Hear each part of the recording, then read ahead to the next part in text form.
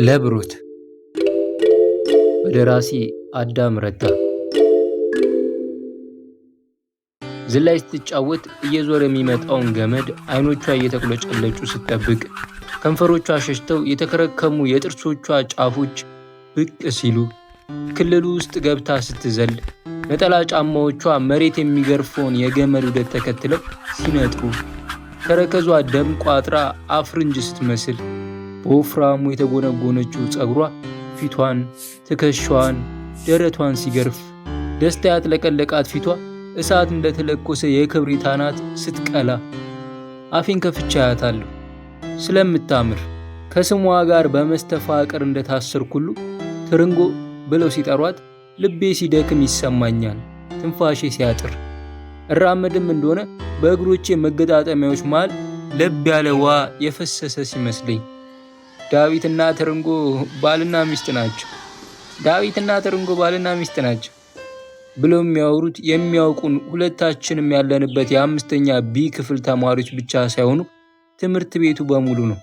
መዋደዳችንን እሷም እኔም እናውቀዋለን። እወዳታለሁ።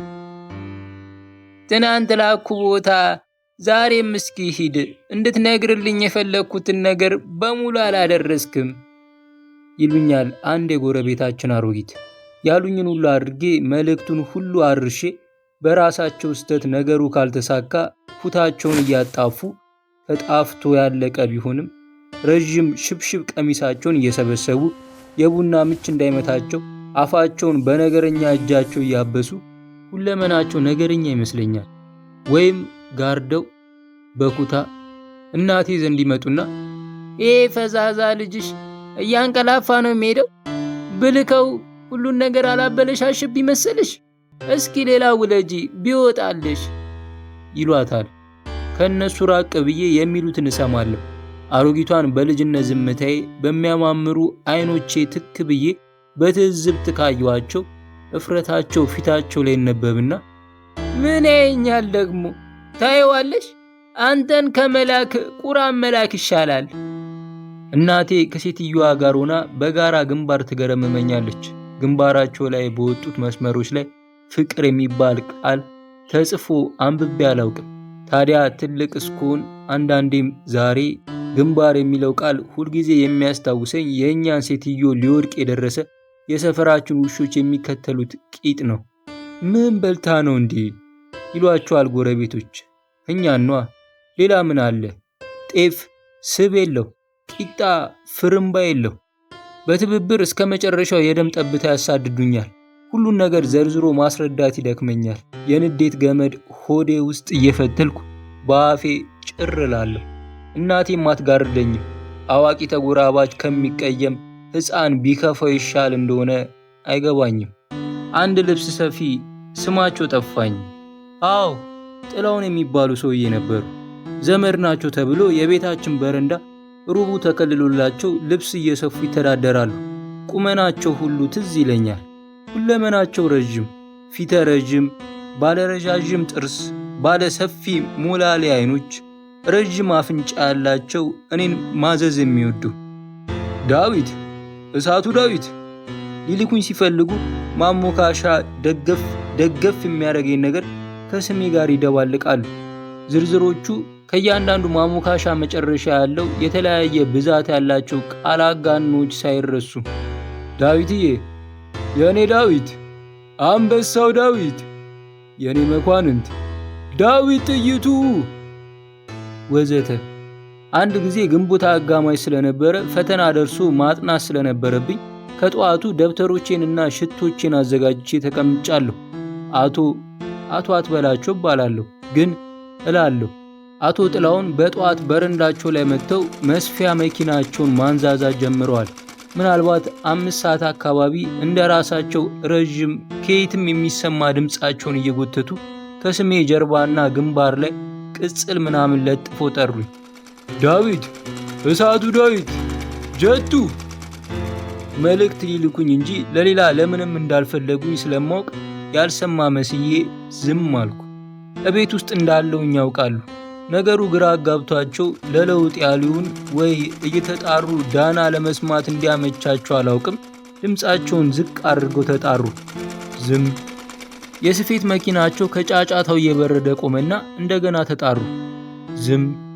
እሳቸው የገመቱት ምናልባት እናቴን ወይ አባቴን ሳያዩአቸው ወይም ልብ ሳይሏቸው ወደ ቤት ገብተው እኔን በል አርፈህ ተቀምጠህ አጥና፣ ፈተና ደርሷል፣ አሁን ለማንም መላክ የለብህ የሚሉኝ ስለመሰላቸው እጅ ከፍንጅ ሲመክሩኝ ለመስማት በሚያደባ ኮቴያቸው ወደ አለሁበት ክፍል ሲገቡ እኔ ማንበቢያ ቦታዬ ተቀምጬ አገኙ። ተያየን። ታላቅ ስህተት እንዳገኙብኝ ሁሉ ፊታቸው ተቆጣ። እኔም ጥሪያቸውን ለመጋፈጫ የሰበሰብኩት ድፍረት አብሯቸው በገባው ንፋስ ከላይ የተገፈፈ መሰለኝ። በረደኝም። በፍርሃት ከተቀመጥኩበት ለመነሳ ከጀለኝ። ከወንበሬ ጋር ምን እንዳሟጨጨኝ ግን ሳይገባኝ አለሁበት ቆየሁ። ሲጠሩ አሰማም አሉኝ እንከር ብለው ሁሌ የሚያሳዩኝን ፌዘኛና ቀልደኛ አጫዋች ፊት ውጠው። ዝም አልኳቸው። ጨዋ ልጅ አልነበርክም እንዴ? አንተም እንደ ሌሎቹ ሆንክ አሉኝ። አልመለስኩላቸውም። አፍጥጫ አያቸዋለሁ። በላውን ቁርስ ሳልበላ መጥቼ ራበኝ፣ ምሳዬን ከቤት አምጣልኝ። እንደሚያዙኝ ገብቶኛል። ገና ከሁኔታቸው አውቄያለሁ። የምኖርበትን ቤት በረንዳውን ተከራይተው ጨርቅ ዝምዘማቸውን ቁልፍ ተከላቸውን ከጀመሩ ወዲህ እናቴ ቡና ስታፈላ ለእሳቸው ቡና ማመላለሱ፣ የምሳ ሰዓት ሲደርስ ምሳ አምጣ ተብዬ ወደ ቤታቸው መላኩ ሰልችቶኛል። በል ቶሎ በል እንጂ አሉኝ የማጠናውን ነገር እንደ እግዚአብሔር ከወደ ሰማይ እያዩ። ወረቀቱ መሃል ሲያዩኝ ነጭ ጭቃ ማቦካ ሳይመስላቸው አልቀረም። ወይ እሳቸውን ሳክል ከእሳቸው የበለጠ ትልቅ ሰውኜ ታይቷቸው ቀንተው ይሆናል፣ ወይ ልጅ ስለሌላቸው የሕፃናትን ጉልበት የሚያከሽፉበት አመለካከትም ይሆናል።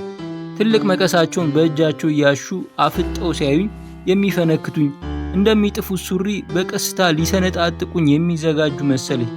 መቀሱ ላይ ትንሽ አፍጥጬ ያሉኝን በትህትና ሰምቼ ከቤት ወጣሁ። እቤታቸው ግን አልሄድኩም። ምሳ ሳላመጣላቸው በዚያው ሜዳ ስጫወት ዋልኩ። ሲመሽ በጨዋታ ረስቼ የነበረው ትዕዛዝ ማፍረስ እውነተኛ ቁጣ አሁን እንደሚመጣ ትዝ ሲለኝ ጭንቅ አለኝ። መቼም ከቤት ውጭ አይታደር፣ ዛፍ ላይ አይወጣ፣ ዋሻ ውስጥ አይኖር። ዛፍ ላይ ቤት መስራት አረጋውያን የማያስተምሩን ከእነሱ ካመለጥን የሚጨቁኑት ቁስ እንዳያጡ መሰለኝ። ዋሻ የአውሬ መኖሪያ ነው የሚሉን ገና በልጅነታችን ወደዛ ተሰደን እንዳንቀመጥ አስፈራርተው ሊያስቆሙን ሳይሆን አይቀርም። እስከ ምሽቱ 2 ሰዓት ድረስ ሰውየው የቤታችን በረንዳ ላይ ወዲያ ወዲህ እየተመላለሱ ያው እኔን ሲጠብቁ መሆን አለበት ቆዩ። ከቤታችን ግቢ ወጥተው አጥር ስር ቆመው እኔ በጀርባቸው ሳልፎ አላዩ። የሽማግሌው ዓይን ያለ ሰፊ ስንዴ ቂጣ ሌላ ምንም አያይም። ሁልጊዜ የማመጣላቸው የስንዴ ቂጣ በሽሮ ነው። ታዲያ እሳቸው ሳይሰለቹ ይበሉታል። ለእኔ እንዳይሸት እያሉ ለሚሰጡኝ አንገፍግፎኛል።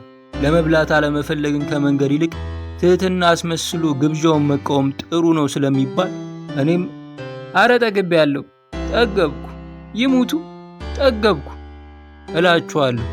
ምን አለ በሞቱ። ዙሪያቸውን እየተገላመጡ ጥርሳቸውን ሲነክሱ ጭናቸውን ሲጠፉ ቆይተው በቤታቸው አቅጣጫ መሄድ ጀመሩ። የቦት ጫማቸው ድምፅ እየሟሟ ሲጠፋ በጋ ከክረምት የሚያደርጉት ቦት ነው። መሰስ ብዬ ወደ ቤት ገባሁ። ታዲያ የት ከርመ መጣ አለ አባቴ ፊት ለፊቱ ከተዘረጋ ትሪ ላይ እክርኑ የሚደርስ የመሰለ ጉርሻውን እንዳለ ትቶት። የተጠቀለለው እንጀራ እንደ አክሱም ሐውልት ቆሞ ቀረ።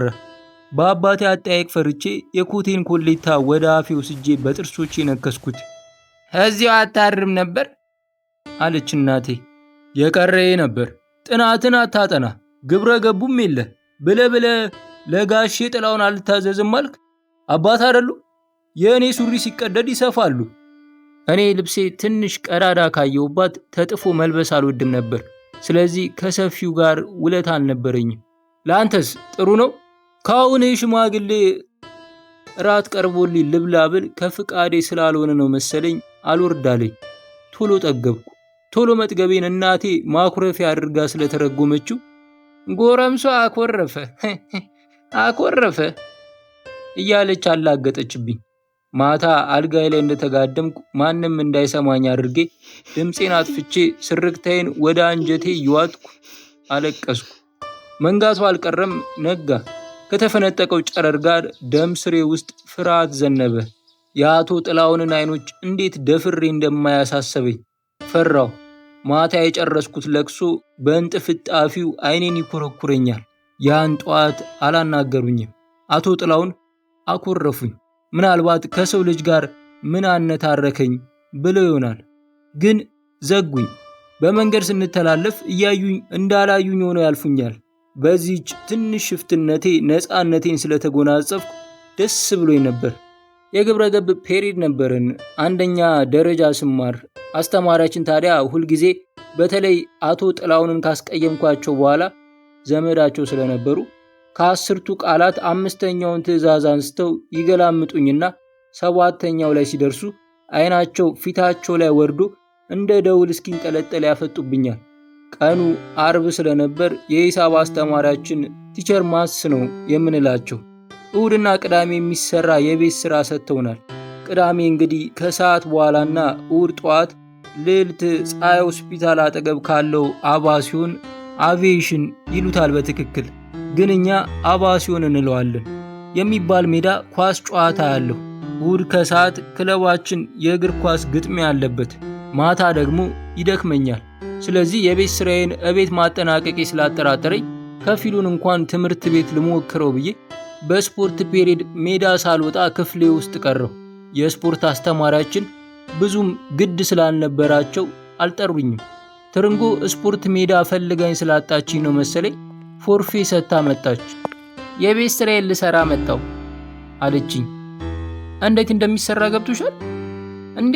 ታዲያስ ሳይገባኝ እሰራለሁ? እኔ በደንብ አልገባኝም። አሁን 3ቱን ሞክሬ አንዱን ብቻ ነው የቻልኩት።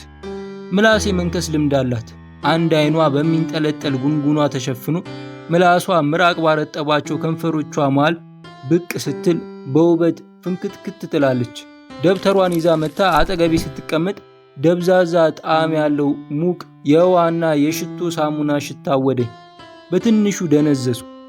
ሂሳባችንን መስራት ስንጀምር ልቤ አርፎ ስሌቱ ላይ ሊያተኩር አልቻለም። መንፈሴ ተበጠበጠ። ድመራና ቅነሳ እያሰላሰለች ካጎነበሰችበት ቀና ስትል በእስክሪብቶዋ ጉንጉኗን ከዓይኗ ዞር ታደርጋለች።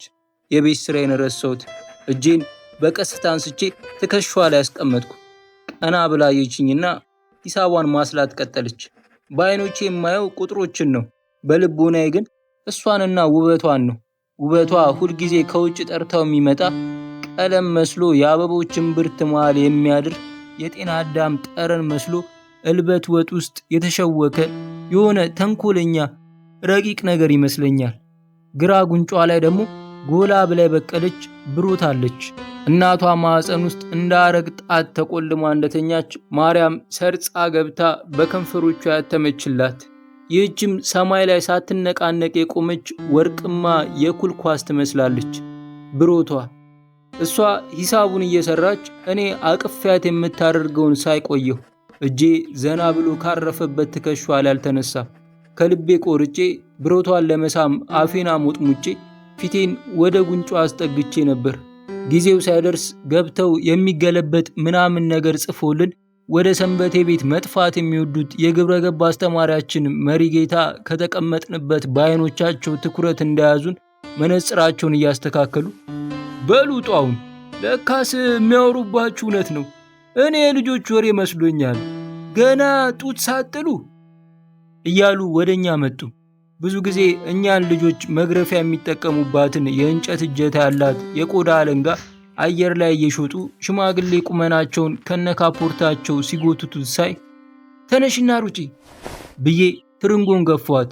ደብተሮቻችን እንደተዘረጋጉ ሳንሸፋፍናቸው ወደ በሩ ሮጥን። ቁም! አትቆም! የት ልትሄድ ነው አሉኝ። ትርንጎ ከክፍሉ ሾልካ መውጣቷን ካረጋገጥኩ በኋላ እግሮችን ገጥሜ ኮስተር ብዬ ምንም ሳልፈራና ሳልቸር አይን አይናቸውን እያየው ጠበቅኳቸው። ከአናታቸው በላይ እያነሱ በውድ አለንጋቸው ብዙ ጊዜ ተማሪ መደብደብ ፍላጎት ባይኖራቸውም አለንጓን ከተሰቀለችበት አውርደው እኛ ላይ በፈዘዘ በአይነ ማዝ ትኩረት አፍጠው የአለንጓን ቆዳ በቀስታ ያልቧታል። ከዚያችም ጫፏ እንደ እባብ ምላስ ከተሰነተረች የቆዳ ሰንበር ቀጭን የሕፃናት ለቅሶ እየተንጠባጠበ የሚወጣ ይመስለኛል። 3ቴ ባቴን ላጡኝ። 1 2 3 ለቅሶ ከጀለኝ። እምባዬ ገንፍሎ ሲወጣ ይሰማኛል። ጥርሶቼን ነክሼ እግሮቼና እጆቼ እየተንቀጠቀጡ ትክ ብዬ አየኋቸው። በሩን ራሳቸው ከፈቱና በሉጣ አሉኝ። ድብደባው አፍዞኝ ትንሽ ቆሜ ያለማስተዋል ተመለከትኳቸውና በሩጫ ትቻቸው ሄድኩ። ትርንጎ ከክፍሉ ፊት ለፊት ራቅ ብላ እጆቿን ሆዷ ላይ አጣምራ ትጠብቀኛለች። መውጣቴን ስታይ ከቆመችበት ትንሽ ተነቃነቀች። ተጨንቃ ስትጠብቀኝ እንደነበር ይገባኛል። እየተጠጓት ስሄድ እፍረቴ መጣብኝ። ጎኗ ደርሼ ስቆም የመሪጌታው ድምፅ በእርጅና ስልቱ ተወርውሮ አጠፉም ከዚህ። ኦ ማርያም! ሮጥናት መቱ አለችኝ። ኳስ ከሚጫወቱበት ሜዳ ዳር ሳር ላይ እንደተቀመጥን አልኳት። አዎ ለማለት አፍሬ። ምን ጋ መቱ? ባቴን አሳየኋት። ቦላ ላይን በቀስታ ገለበችና እግሬን አብረን አየነው። የተመታውበት ቦታ ደም ቋጥሯል። ደም ያልቋጠረበት ቦታ አመድ መስሏል። አሁንም ያማል ትንሽ። ያመመኝ ቦታ በእጇ ስትዳብስ ቆየችና ንጣቱን ለማጥፋት ምራቋን እጇ ላይ እየተፋች ሰዎች ከዚህች እንድርቅ ለምን ያሳድዱኛል? ታዲያ መሪጌታ እኔንና ትርንጎን እንዲያ ካዩን ወዲያ 7ኛውን የኦሪት ትእዛዝ እኔና እሷ ላይ እያፍረጠረጡት ሳያሰለቹን አይሄዱም። ልብስ ሰፊውም ዘመዳቸው ስለሆኑ እኔ መቀመጫ አጠገብ ቆመው እሳቸው የነገሯቸውን ታሪክ ካልነገሯቸው ታዲያ ለምን እዚያች ትእዛዝ ላይ ያተኩሩ ነበር? በ5ኛው ትእዛዝ እየተመሩ በማብራሪያ ታሪኮች ሳይገልጹት አያልፉም። አንድ ጊዜማ የራሴኑ ታሪክ መልሰው ለክፍሉ ማስተማሪያ እንዲሆን ብለው ነገሩን። ለባለ ታሪኩ የልብ ወለድ ስም ተሰጥቶት ግን ጨርቅ በሚሸት ካፖርታቸው እየተሻሹኝ የሉጫ ጸጉሬ ልስላሴ ጣፍጣቸው አይነት ራሴን ደጋግሞ እያሻሹ ታላቆቻችንን ማክበር ግድ ነው ይሉኛል። ምናልባት ሌሎች ልጆች እንዲህ ሲነካኩኝ ሳይዋቸው የሚወዱኝ በግብረ ገብ ትምህርት ማርክ የሚያስደፍኑኝ ሳይመስላችሁ አልቀረም። በኋላማ መነጽራቸውን ሰክተው ቀዝቃዛ እጃቸው ወደ አናቴ እየተንሳፈፈ ሲመጣ ሰውነቴ በፍርሃት በጥላቻ ሲኮማተር ይሰማኛል። ፈተና 3 ግብረ ገብ ወደቅኩ። አዲስ አበባ ደመና ተከናንባ በጋ ሰሞን ያቆሸሸችው ጥርሷን በሰኔ ዝናብ መፋቅ ስትጀምር ትምህርት ቤት ተዘጋ። ሁላችንም ወደ የቤታችን ተበታተንን። ከትርንጎም ተለያየሁ። አልፎ ከጓደኞቼ ጠፍቼ ሰፈሯ ስሄድ አላገኛትም። የሰኔንና የሐምሌን ክረምቶች የናፍቆት ውጋት እየጠቀጠቀኝ ልረዳው ያልቻልኩት ትንንሽ አይነት ትካዜ ልቤን እየነሳው አሳለፍኳቸው። ነሐሴ ለፍልሰታ ጦም መግቢያ ከትርንጎ ጋር ቤተ ክርስቲያን ተገናኘ። ትናንሽ ቀያይ ኳሶች የተርከፈከፉባት አጭር ነጭ ቀሚስ ለብሳለች። ነጠሏን እስከ አናቷ ተከናንባ እናቷ ጎን ቆማለች። ገና ስንታይ የእናቷን ጋቢ ጭምድድ ስታደርግ አየኋት። መርበትበት ቢይዘኝም እንደምንም ብዬ ሳቅ አልኩ። አይኖቿ በአፍረት እየተርገበገቡ ፍልቅቅ አለች። ከተቀመጥክበት ተነስተ ወደ እሷ ብረር አሰኘ። ቤተ ክርስቲያን እንደማገኛት አለመጠርጠሬ በትንሹም ቢሆን የከዳዋት ወይም ያበላሽሁት አንድ የማላውቀው ነገር እንዳለ ተሰማኝ። እናቷን ትታቸው ከቤተ ክርስቲያኑ ሴት መዘምራን ጋር ተቀላቀለች። በዚህ የእንስት ደን ውስጥ እየተሯሯጥኩ እንድፈልጋት ግዴታ የጣለችብኝ መሰለኝ። ከ1 ዓመት በፊት ዘማሪ ለመሆን የምትፈልጉ ልጆች ግቡ ሲባል በጉጉት ብመዘገብም እስከ ዛሬ አለመቀጠሌ ቆጨኝ። ትዝ ይለኛል ለመጀመሪያ ጊዜ መዝሙር እንድንዘምር የሆኑ ዲያቆን ግጥም አጽፎን አንድ ከሁላችን ትልቅ የሆነ ልጅ እየመራን ሲዘምር አይቼ በሁኔታው ለሱም አፍሬ ሌሎችም አሳፍሮኝ ለራሴም አፍሬ ወጣሁ። ሴቶች ልጆች የተሰበሰቡበት ቦታ ሲተረማመሱና ልታይ ሲሉ እሷ ብቻ ነጭ ነጠላዋን ተከናንባ እንጉዳይ መስላ ተቀምጣለች። ሌሎች ስለ መውደድ የማያውቁ የሌላ ወንድ ረቂቅ ስሜት ያልገባቸው የእድሜያቸው ገረዶች ናቸው። ከመዘምራኑ ገለል ብላ የተቀመጠችው እንደምወዳት ገብቷት ሁለመኗን በግልጽ እያየው ናፍቆቴን እንድወጣ ሳይሆን አይቀርም። እሷን መውደዴ ያስኮራት አይነት አትነቃንቅም። ደግሞ አልፎ ወደ እኔ ታይና ነጠሏን ታመቻቻለች። እየሞትኩ መሰለኝ። የልቤ ምቱ እየደከመ የጽድ ዛፍ ተደግፌ ቆምኩ። ጅልም የሆንኩ መሰለኝ።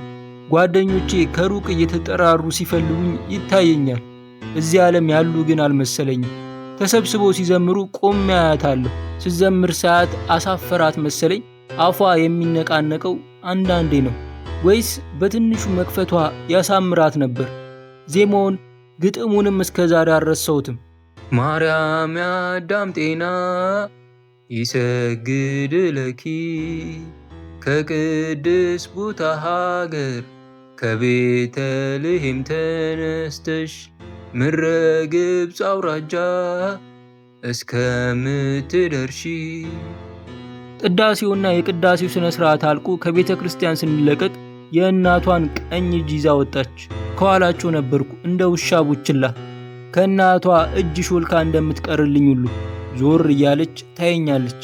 ሳላውቀው ብዙ መንገድ ተከተልኳቸው። ሆድቃው በረሃብ የተቦረቦረ ሕዝብ አንገቱን ደፍቶ በጸጥታ ይጓዛል። የሰፈሬና የሰፈሯ መንገድ የሚለያዩበት ቦታ ስንደርስ ቆምኩ።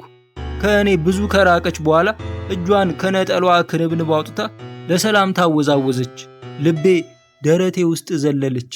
የፍልሰታ 3ኛው ቀን ሳይሆን አይቀርም ሁለታችንም ቁርባን ጨርሰን እኔ ወደ ጓደኞቼ ወንዶች ቦታ መሄድ ትቼ ተከትያት ወደ ሴቶች መቀመጫ ገባሁ።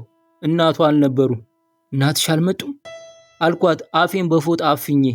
መንገድ ላይ ዘመዳችን ቤት ጠብቀኛለች። እስከዚያ ድረስ ከማን ጋር ትሄጃለሽ? አብረን እየተጫወትን አንሄድም? አዎ አብረን እየተጫወትን እንሄዳለን። አፋችንን እንደያዝን ለጾም መፍቻ ዳቦና ቆሎ ይዘው ከመጡ ሰዎች ቀማመስን። ከቤተ ክርስቲያን ግቢ መውጣት ማንም አልቀደመንም። የቆራቢ ስነ ስርዓት ላለማፍረስ መጀመሪያ ላይ ድምፃችንን ዝቅ አድርገን ስንጫወት ቆየን። አንድ ነገር ልንገር። ምን? ስለ መሪጌታ ምን አደረጉ? ለፍልሰታ ጦም መግቢያ እቤት ተጋብዘው መጥተው ተናገሩ። ምን አሉ? በቃ ምን ያደርግልሃል? ንገሪኝ፣ እነግርሃለሁ አላልሽም? የምክር የሚመስል ግን ለአባዬና ለእማዬ እየነገሯቸው ነበር ስለኔና ስላንተ። መሪጌታ የተናገሩትን ለመናገር ስትጨነቅ ብርዱ ያቀላው ፊቷ ላይ ብሮቷ እንደ አልማዝ መብራት ጀመረች። ከቤተ ክርስቲያን ግድግዳ ላይ ከመቅደሱ መግቢያ ፊት ለፊት የተሳለች ሞላላ ፊቷን ዘንበል አርጋ በቀስታ የሚከደኑና የሚገለጡ አይኖቿን እያንከባለለች የማያት ያቺ ማርያም በቀይ ከንፈሮቿ የሳመችውን የትርንጎ ጉንጭ ኋላና ፊት ተገላምጬ ሁለመናዬን እያሳከከኝ ነጠሏን በጣቶቼ ይዤ በቶሎ ጉንጯን ሳም አደረግኩት። እጄ መንቀጥቀጡን ሳያቆም የምትመልስልኝ ምን እንደሆነ ለማወቅ ጠበቅኳት። ምንም አላለችም። ፈርጠም ብላ በጎን አየችኝ። ፊቷ የተመሰጠ ይመስል ከትንሽ አትኩሮት በኋላ ተለውጦ ከአጠገቤ በሩጫ ሄደች። ደንግጬ ቆምኩ። ዞር ብላ እንኳን ሳታየኝ እናቴ ትጠብቀኛለች ያለችበት ቤት ገባች። ትርንጎ እያልኩ ብጣራ አልሰማችኝም። የበደልኳት መስሎኝ በጣም ቅር ብሎኝ የቆራቢ ፎጣዬን እንደተከናነብኩ ከገባችበት ቤት እስክትወጣ ድረስ ጠበቅኳት። ከግማሽ ሰዓት በኋላ የእናቷን እጅ ይዛ ከግቢው ብቅ አለች። ትክ ብዬ አየኋት። እሷ ግን አይታኝ ያላየችኝ መሰለች። ከዚህ ሁኔታዋ ቁርባኗን ስላረከስኩባት መበሳጨቷን ልትነግረኝ ያቀደች መስሎኝ ነበር። ከእናቷ ጋር ጎን ለጎን በቤታቸው አቅጣጫ ትንሽ ከሄዱ በኋላ ወደ ቆምኩበት ፊቷን ብቻ ዞር አድርጋ ትንሽ እጇን ከነጠላዋ ማላ ወጣችና ሳቅ እያለች ሰላም ታራገበችልኝ። ደስታዬ ገደብ አልነበረውም። 1000 ጊዜ መሪጌታ ቢራገሙ በሰባተኛው ትእዛዝ ቢያድሙ የዚያን ጊዜን ፍቅር አገዱን የእሴት አጥር መጣሴ አሁን ትዝ ሲለኝ እስቃለሁ። ግን እነሱ ባለ እሴቶቹ አቅም አላቸው፣ አቅም ነበራቸው። መስከረም ሲመጣ እኔንና ትርንጎን የተለያየ ክፍል መደቡን። ትዝ ይለኛል። እሷን 6ኛ ኤ እኔን 6ኛ ሲ። ነሐሴ 1976 አዲስ አበባ